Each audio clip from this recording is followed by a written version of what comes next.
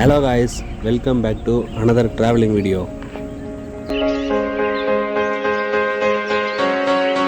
நீங்க என்ன பண்றீங்க?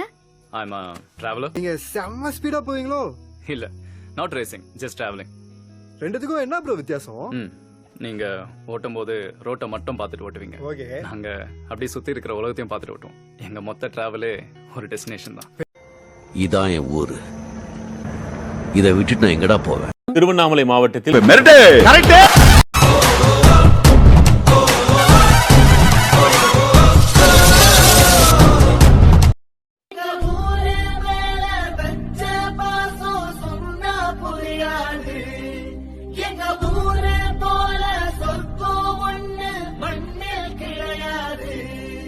எங்க சாயங்காலம் வீசும் எழுசார காத்து பேசும் இங்க பச்சை தண்ணி கூட ஒரு பதநீர் ஹலோ காய்ஸ், நான் தான் உங்கள் வாசு. இன்றைக்கி நம்ம பார்த்தீங்கன்னா திருவண்ணாமலையில் இருக்கிற பெரிய கோயிலில் தான் இருக்கும். இந்த கோயில் எப்படின்னு சொல்லிட்டு தான் நம்ம இன்றைக்கி ஃபுல்லாக எக்ஸ்ப்ளோர் பண்ணி பார்க்க போகிறோம். இந்த திருவண்ணாமலை கோயிலுக்கு வராதவங்க யாராச்சும் என் வீடியோ பார்த்துட்டு இருந்தீங்கன்னா நீங்களும் என் கூட சேர்ந்து ட்ராவல் பண்ணுங்கள். அது மட்டும் இல்லைங்க, திருவண்ணாமலை தான் எங்களோட சொந்த ஊரே.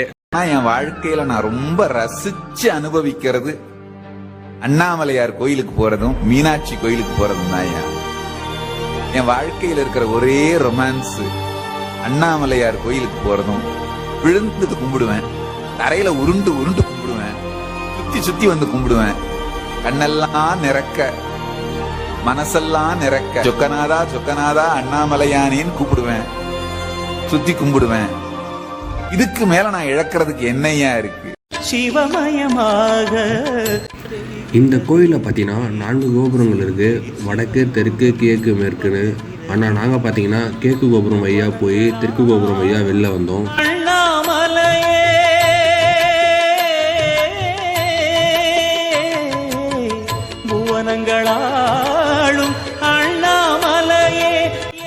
அது மட்டும் இல்லைங்க, மலையோட அடிவாரத்தில் இந்த கோயில் வந்து இருப்பது அந்த கோயிலுடைய மிகப்பெரிய சிறப்பே.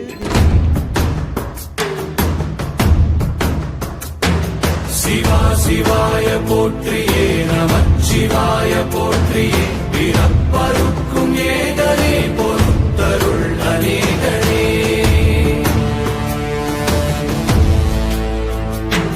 பரம்பொருள் உன்னாமத்தை கரங்குவித்து பாடினோம், இறப்பிரி உன் கால்களை சிறங்குவித்து தேடினோம். நீயும் கடவுளை நம்புப்பா, கண்டிப்பா அவர் உன்னை கைவிட மாட்டார். உன்னில் சரணடைந்தேன் இனி நீ கதியே. இருந்தோங்கும் நமச்சிவாயத்தை நான் மறவேனே. ஓம் நமச்சிவாய. 7 ஜென்மம் புண்ணியத்தினுடைய பராபலனால மட்டும்தான் சிவசிவன்ற வார்த்தை உள்ள நுழையும். சிவன் கோயிலை மிதிக்க முடியும், சிவ சம்பிரதாயத்தை சார முடியும். சிவசிவ என்றிட தீவினை மாலும், உடனே அழிஞ்சு போயிடும் சிவசிவனா. கோயிலுக்கு போறாரு, உங்களுக்கும் கடவுளுக்கும் அது என்னங்க கனெக்ஷன்? கடவுள் நம்பிக்கை இருக்கிறவங்களுக்கு இருக்கும், இல்லாதவங்களுக்கு இல்லை. நான் ஒன்றுமே இல்லாத போது நான் நம்பினது கடவுளை தான். என்னை இங்கே இருந்து நினைச்சிட்டாரு, அதனால கடவுள் நம்பிக்கை இருக்குது.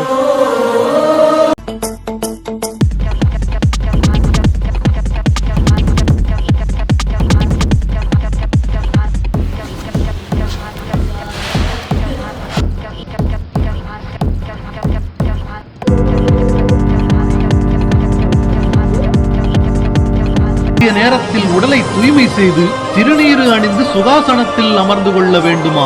உடலையும் மனதையும் தளர்த்திய பின்னர் கண்களை மூடி புருவ மத்தியில் மனதினை ஒருமைப்படுத்தி தியான நிலையில் இருந்து லிங்கிலி சிம் என்கிற மந்திரத்தினை தொடர்ந்து ஜபிக்க வேண்டுமா? இவ்வாறு தினசரி இந்த மந்திரத்தை ஜபித்து வந்தால் பரமகுருவான நந்திதேவர் நம் இதயத்தில் சோதி வடிவாய் காட்சி கொடுப்பார் என்றும் அவர் தரிசனத்தை கண்டால் அட்ட சித்திகளும் சித்திக்கும் என்கிறார் அகத்தியர்.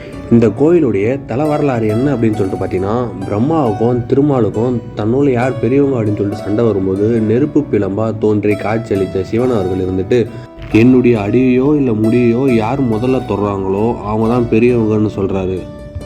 அதனால் திருமால் பன்றி உருவம் எடுத்து பூமியை புலந்து கொண்டு அடியை தொட போகிறாரு, பிரம்மா முடியை தொட போகிறாரு. ஆனால் பல நூறு ஆண்டுகள் பயணம் செஞ்சோம் திருமாலால் அவருடைய அடியை தொட முடியாமல் திரும்பி வராரு. ஆனால் பிரம்மா இருந்துக்கிட்டு தாழம்பூவை பொய் சாட்சியாக வச்சு முடியை தொட்டதாக போய் சொல்லிடுறாரு. அதனால தான் பிரம்மாவுக்குன்னு ஒரு தனி கோயில் வந்து இல்லை அப்படின்னு சொல்லிட்டு அந்த கோயிலோட தலை வரலாறு சொல்லுது.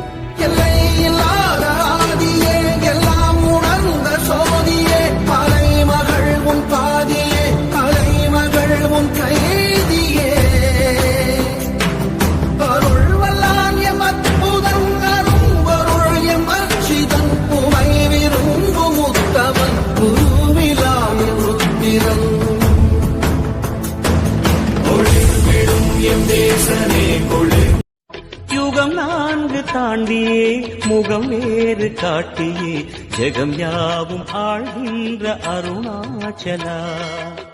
சத்தியம் நீதான் சகலமும் நீதான் நித்தியம் என்னி நிலைப்பவன் நீதான் அருணாச்சலா.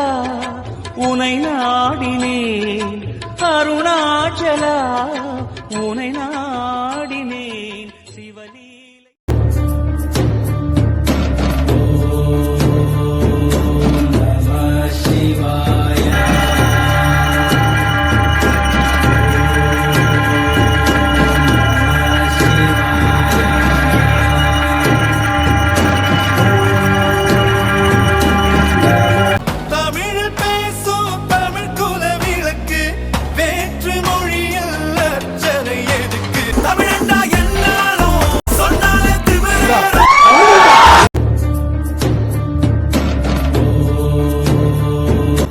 இந்த கோயிலுடைய பரப்பளவு பார்த்தீங்கன்னா 24 ஏக்கர் பரப்பளவு, 9 ராஜகோபுரங்கள் கொண்ட ஒரு கோயில்.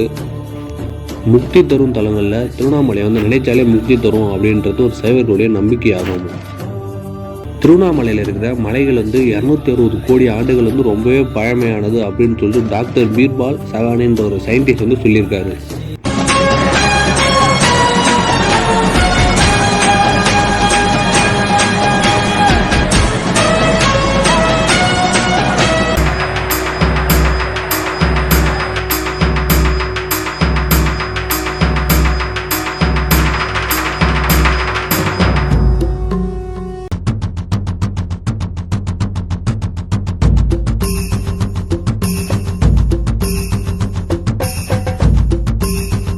இப்போதான் ஏண்டா நிம்மதியே இல்லைன்னு உட்காந்து அமைதியை யோசிக்க தான் கோயில்களை கட்டி வச்சாங்க.